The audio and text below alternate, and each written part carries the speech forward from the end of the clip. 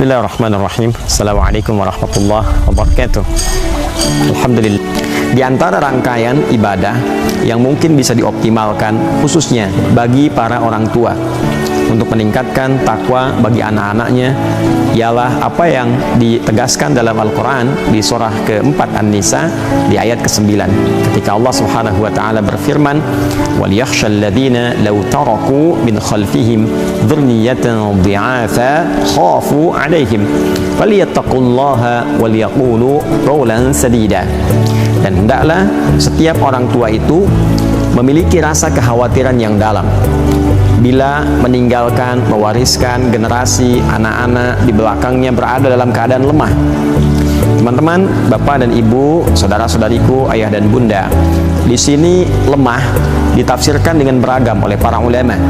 Ada yang mengatakan pertama, yang paling dasar adalah lemah iman, lemah agamanya. Sangat disayangkan jika ada anak tumbuh dewasa, dia pintar, dia luar biasa, dia mendapatkan harta kekayaan yang cukup, tapi dia tidak mengenal Tuhannya, dia nggak bisa sholat, dia tidak bisa baca Al-Quran. Lantas kemudian bekal dunianya yang telah dia raih tidak mampu mengantarkan ia pada tempat terbaik di sisi Allah ketika dia pulang. Bukankah hukum mengatakan setiap tempat itu ada ketentuannya, setiap tempat ada hukumnya. Hukum yang terjadi di Indonesia tidak berlaku di Malaysia, hukum yang terdapat di Malaysia tidak berlaku di Amerika. Setiap tempat ada hukumnya, ada ketentuan, syarat ketentuan berlaku. Maka demikian ketika pulang ke akhirat tidak digunakan hukum dunia, maka keadilan berlaku. Hukum akhirat menggunakan ketentuan akhirat, hukum dunia menggunakan ketentuan dunia. Maka dasar ketentuan akhirat adalah iman, adalah keyakinan kita dengan Allah Subhanahu wa ta'ala, dan iman itu turunannya berupa amal saleh, bekal-bekal terbaik yang bisa kita bawa pulang hasilnya. Maka salat bagian dari iman. Dibukalah kata iman pertama dalam Al-Quran dengan sandingan salat, alladzina yu'minuna bil ghaibi wa yuqimunas shalah.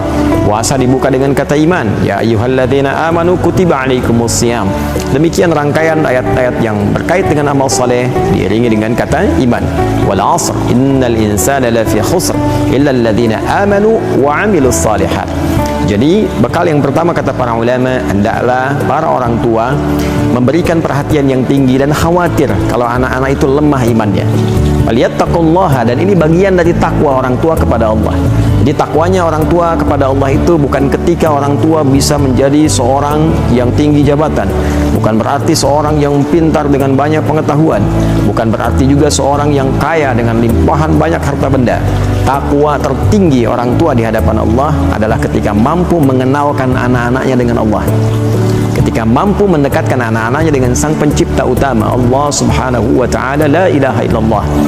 Oleh karena itu, apa yang dikerjakan oleh kami misalnya di pesantren, bagaimana membuat anak-anak ini semakin mengenal Allah, semakin dekat dengan Allah, diberikan fasilitas yang membuat mereka semakin merasa bahwa Allah itu Tuhan yang hak, semakin merasa dirinya lemah ingin menghamba kepada Allah.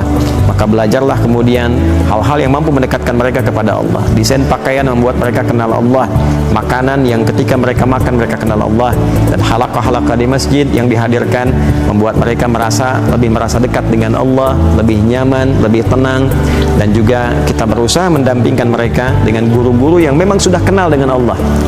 Nah, ini problemnya. Kadang-kadang orang tua menyekolahkan anak di tempat yang ingin anaknya kenal dengan Allah, tapi pengajarnya boleh jadi belum kenal dengan Allah. Kenalnya dengan materi, kenalnya dengan amplop, kenalnya dengan macam-macam. Allah Ta'ala alam bisawab.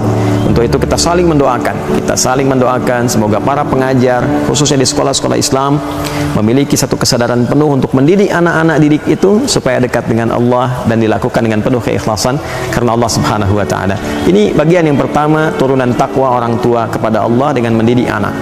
Yang kedua kata para ulama juga, selain dijaga dari lemah iman, jaga juga dari lemah ilmu. Iman bagus tapi ilmu juga utama. Jangan sampai semangat ibadah tapi tak paham ilmu. Semangat pengen sholat, tiba-tiba karena nggak paham ilmu subuhnya 2 rakaat misalnya, yang tadinya harusnya dikerjakan menjadi 3 rakaat. Nah, ini keliru. Harusnya 2 rakaat dia kerjakan 3. Semangat betul tapi ilmu itu penting. Ya, sehingga dalam penunaian sholat subuh pun dia paham. Ketika ada yang menggunakan kunut, tahu dia ilmunya begini. Ketika imamnya berkunut, karena dia punya ilmu, dia menjadi makmum, maka apa yang harus dia kerjakan? Dia aminkan misalnya. Ketika imamnya tidak kunut, dia tahu ilmunya, maka apa yang dia lakukan? Dia ikuti imam. langsung sujud dan berakhir kemudian dengan salam. Itu diantara irisan antara ilmu dengan iman. Ketika bertemu keduanya, maka memberikan satu sisi paripurna bagi kemanusiaan. Yarfa'illahu alladhina amanu minkum walladhina utul ilma darajat. Demikian di Al-Quran surah Al-Mujadalah di ayat yang ke-11 itu, Allah akan mengangkat derajat orang-orang yang memiliki kekuatan iman dan diberikan ketinggian pengetahuan. Dan yang ketiga adalah lemah dari segi harta. Maka dari itulah kemudian imannya sudah bagus, ilmunya sudah bagus, para orang tua berusaha bekerja dengan baik, minimal mencukupkan kebutuhan anak.